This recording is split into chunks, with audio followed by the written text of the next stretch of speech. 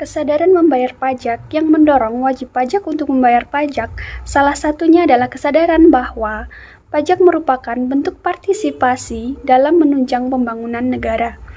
Sehingga pemahaman masyarakat mengenai peraturan perpajakan sangatlah penting. Hal tersebut akan mendorong kesadaran masyarakat, terutama wajib pajak, untuk memenuhi kewajiban perpajakannya. Maka dari itu, kami dari kelompok 2 akan mempresentasikan tentang pajak penghasilan umum. Namun sebelumnya, saya akan memperkenalkan anggota dari kelompok 2 ini.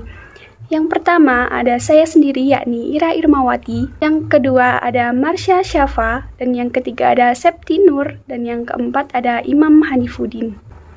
Di mana pada materi ini akan dijelaskan beberapa subbab materi, di mana yang pertama merupakan pendahuluan, yang kedua ada subjek pajak, kemudian yang ketiga ada objek pajak, dan yang keempat ada pengenaan dan perhitungan pajak, dan yang kelima ada PPh final, kemudian yang terakhir adalah cara melunasi. Materi ini akan membantu teman-teman untuk lebih memahami mengenai pajak penghasilan umum. Baik, selanjutnya masuk ke dalam subbab pertama, yakni pendahuluan. Definisi pajak penghasilan atau PPh adalah pajak yang dibebankan atas suatu penghasilan yang diperoleh wajib pajak, baik yang berasal dari Indonesia maupun dari luar negeri. Dasar hukum PPh adalah Undang-Undang Nomor 7 Tahun 1983 tentang pajak penghasilan. Undang-undang ini mengalami 4 kali perubahan. Yang pertama, Undang-Undang Nomor 7 Tahun 1991 tentang perubahan atas Undang-Undang Nomor 7 Tahun 1983 tentang pajak penghasilan.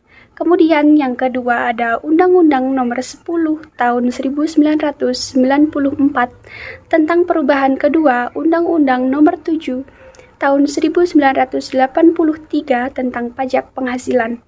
Kemudian yang ketiga Undang-Undang Nomor 17 Tahun 2000 tentang perubahan ketiga Undang-Undang Nomor 1983 tentang pajak penghasilan.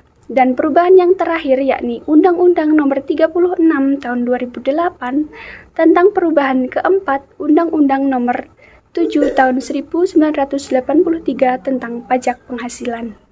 Baik, masuk ke dalam subbab yang kedua yakni subjek pajak, di mana yang menjadi subjek pajak terdapat 4 golongan, di mana yang pertama adalah orang pribadi, kemudian yang kedua ada warisan, yang ketiga ada badan, dan yang keempat bentuk usaha tetap. Baik, yang pertama mengenai orang pribadi yang tinggal atau bertempatan atau berada di Indonesia ataupun di luar Indonesia. Kemudian yang kedua yakni warisan yang belum terbagi sebagai satu kesatuan menggantikan yang berhak. Kemudian yang ketiga terdiri dari perseroan terbatas, perseroan komanditer, perseroan lainnya, badan usaha milik negara, dan badan usaha milik daerah.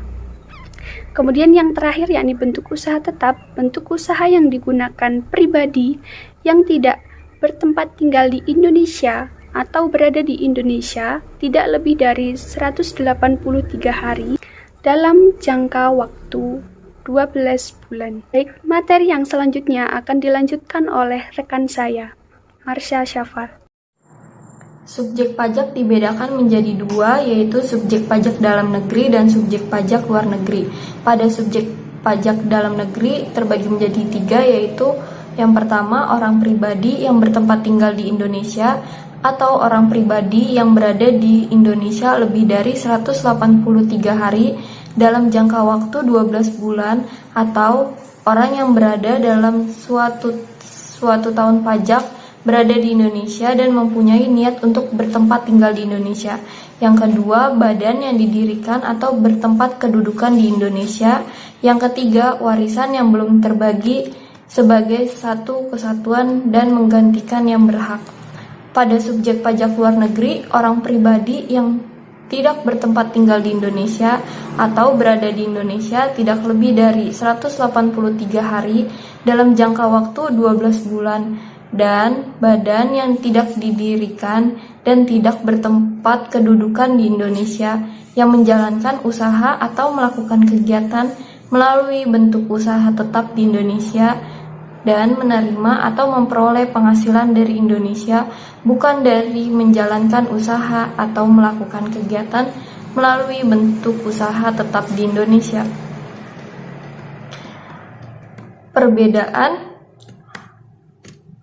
Perbedaan yang penting antara wajib pajak dalam negeri dan wajib pajak luar negeri terletak dalam pemenuhan kewajiban perpajakan antara lain.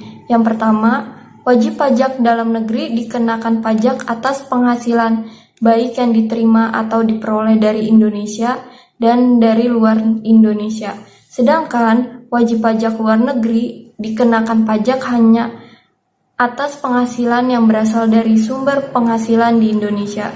Yang kedua, wajib pajak dalam negeri dikenakan pajak berdasarkan penghasilan neto dengan tarif umum, sedangkan wajib pajak luar negeri dikenakan pajak berdasarkan penghasilan bruto dengan tarif pajak sepadan.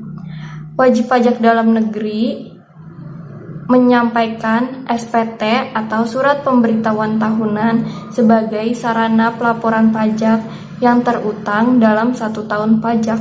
Sedangkan wajib pajak luar negeri tidak wajib menyampaikan surat pemberitahuan tahunan karena kewajiban pajak telah dipenuhi melalui pemotongan pajak yang bersifat final. Objek pajak. Objek pajak adalah sesuatu yang dapat dikenakan pajak. Menurut Profesor Rahmat Sumitro, bahwa yang dapat dijadikan objek pajak, segala sesuatu yang ada di dalam masyarakat dapat dijadikan sebagai objek pajak. Objek pajaknya antara lain dari segi keadaan, pembuatan maupun peristiwa tertentu. Objek pajak dikelompokkan menjadi 3, yaitu objek pajak berupa kekayaan, penghasilan, dan kegiatan dalam lalu lintas hukum. Selanjutnya ada penghasilannya termasuk objek pajak. Ada 10 penghasilan antara lain penggantian atau imbalan berkenaan dengan pekerjaan atau jasa, hadiah dari undian atau pekerjaan, laba usaha, keuntungan penjualan, penerimaan kembali pembayaran pajak yang telah dibebankan sebagai biaya, bunga termasuk premium dan diskonto, dividen, royalti, sewa dan penghasilan lain, keuntungan karena pembebasan utang, dan lain sebagainya. Selanjutnya ada tarif atau pengenaan pajak. Tarif pajak sendiri merupakan besarnya pajak yang harus dibayarkan subjek pajak atas objek pajak yang menjadi tanggungannya. Tarif pajak umumnya dinyatakan dengan persentase, namun bisa juga dinyatakan dengan nilai nominal. Semua jenis pajak mempunyai tarif yang berbeda-beda. Tarif pajak ada beberapa macam, antara lain ada tarif progresif, tarif degresif, tarif proporsional, dan tarif tetap atau regresif. Selanjutnya ada tarif pajak. Untuk wajib pajak badan dalam negeri dan bentuk usaha tetap ditetapkan dengan tarif 28%. Untuk tahun pajak 2010 menjadi 25%. Sedangkan pada tahun 2022 akan mulai dikenakan pajak penghasilan sebesar 22%. Untuk wajib pajak orang pribadi dalam negeri, ada kriterianya tertentu. Lapisan penghasilan kena pajak sampai dengan 50 juta maka dikenakan tarif pajak 5%. Sedangkan di atas 50 juta sampai dengan 250 juta dikenakan tarif pajak sebesar 15%. Sedangkan di atas 250 juta sampai dengan 500 juta dikenakan tarif pajak 25%. Dan di atas 500 juta maka akan dikenakan tarif pajak sebesar 30%. Selanjutnya untuk perhitungan pajak, ada wajib pajak dalam negeri dan wajib pajak luar negeri. Untuk wajib pajak dalam negeri, pajak terutang bisa dihitung dengan tarif pajak dikali dengan penghasilan kena pajak. Sedangkan wajib pajak luar negeri bisa dihitung dengan pajak terutang sama dengan tarif pajak dikali penghasilan bruto. Wajib pajak dalam negeri ada dua cara untuk menentukan besarnya penghasilan kena pajak. Yang pertama dengan PPh dengan dasar pembukuan. PPh dengan dasar pembukuan untuk wajib pajak badan dihitung dengan penghasilan kena pajak sama dengan penghasilan neto. Penghasilan neto dapat dihitung dengan penghasilan bruto dikurangi biaya yang dikenakan Undang-Undang PPh. Sedangkan wajib pajak orang pribadi bisa dihitung dengan penghasilan kena pajak sama dengan penghasilan neto dikurangi dengan penghasilan tidak kena pajak. Cara yang kedua dapat dihitung dengan menggunakan PPh dengan dasar pencatatan. Dirjen Pajak menerbitkan norma perhitungan. Dengan norma ini akan membantu perhitungan penghasilan.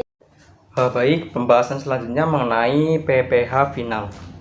Nah, sebelumnya wajib pajak itu harus tahu bahwa ada penghasilan yang dikenakan pajak final, ada juga penghasilan yang tidak dikenakan pajak final. Nah, pada kesempatan kali ini yang akan kita bahas yaitu mengenai pajak penghasilan final. Adapun pajak penghasilan final itu sendiri adalah pajak penghasilan yang sifatnya langsung diberikan kepada wajib pajak saat menerima penghasilan dan tidak akan dihitung lagi dalam SPT tahunan PPh, hanya melaporkannya. Jadi pada intinya si wajib pajak ini hanya langsung menyetorkan PPh final. Tetapi dalam menyetorkannya itu penghasilan yang dikenakan pemotongan atau pemungutan PPh yang bersifat final ini tetap harus dilaporkan dalam surat pemberitahuan atau SPT. Jumlahnya tidak dijumlahkan dengan penghasilan lainnya. Nah, tujuan dari pelaporan ini itu sederhana, agar setiap pajak yang dibayarkan bisa didata dan diketahui rekam jejaknya. Pajak yang sudah dipotong tidak diperhitungkan sebagai kredit pajak. Adapun ketentuan mengenai penghasilan yang dikenakan PPh final ini bisa dilihat dalam pasal 4 ayat 2 Undang-Undang Nomor 36 Tahun 2008 tentang pajak penghasilan. Di situ dijelaskan mengenai kategori penghasilan yang dikenakan PPh final. Selanjutnya ada mengenai cara pelunasan pajak. Di sini ada dua cara. Yang pertama pelunasan pajak tahun berjalan dan pelunasan pajak sesudah akhir tahun. Untuk pelunasan pajak tahun berjalan, pembayaran sendiri dilakukan oleh wajib pajak untuk setiap masa pajak. Pembayarannya dilakukan melalui pemotongan atau pemungutan pihak ketiga. Pihak ketiganya bisa dari pribadi, badan swasta, ataupun pemerintah yang berupa kredit pajak yang dapat diperhitungkan dengan jumlah pajak terutama selama tahun pajak. Kemudian yang kedua, pelunasan pajak sesudah akhir tahun. Pembayarannya dilakukan oleh si wajib pajak dengan membayar pajak yang kurang disetor atau PPh terutang untuk 1 tahun dikurangi jumlah kredit pajak tahun bersangkutan. Kemudian yang kedua dengan membayar pajak yang kurang disetor berdasarkan surat ketetapan pajak atau surat tagihan pajak yang ditetapkan oleh Direktorat Jenderal Pajak apabila terdapat bukti bahwa jumlah PPh-nya terutang tidak benar. Nah, yang terakhir di sini ada studi kasus. Nah, untuk materi pajak penghasilan ini kelompok kami mengambil studi kasus pada PT ABC, yang mana kasusnya adalah peredaran bruto PT ABC pada tahun sebelumnya mencapai lebih dari 4,8 miliar. Sedangkan tahun ini peredaran brutonya mencapai 30 miliar dengan penghasilan kena pajak sebesar 3 miliar. Nah, di sini itu untuk mencari berapa pajak penghasilan yang harus disetor oleh PT ABC ini. Nah, untuk perhitungan pajak penghasilannya adalah sebagai berikut. Nah, sebelumnya perlu diketahui bahwa untuk badan usaha menurut pasal 31E Undang-Undang PPh itu dikenakan 2 tarif, yang mana tarif pertama itu 12,5% untuk PPh yang mendapat fasilitas atau pendapatan brutonya itu sampai dengan 4,8 miliar, dan tarif 25% untuk pajak penghasilan yang tidak mendapat fasilitas atau pendapatan brutonya 4,8 sampai dengan 50 miliar. Nah, maka dari itu perhitungannya dapat dilihat yang pertama dengan menghitung bagian penghasilan kena pajak yang memperoleh fasilitas. Nah, tadi tarifnya untuk penghasilan kena pajak yang memperoleh fasilitas itu sebesar 12,5%. Maka perhitungannya adalah 4,8 miliar dibagi 30 miliar dikali 3 miliar sama dengan 480 juta. 480 juta ini merupakan penghasilan kena pajak yang memperoleh fasilitas. Maka untuk PPh Badan dari penghasilan kena pajak yang memperoleh fasilitas adalah 12,5% dikali 480 juta, sama dengan 60 juta rupiah.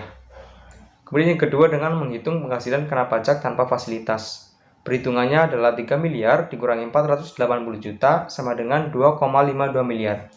2,52 miliar ini merupakan penghasilan kena pajak tanpa fasilitas. Maka PPh Badan yang harus dibayarkan untuk penghasilan ini yaitu 25% dikali 2,52 miliar sama dengan 630 juta.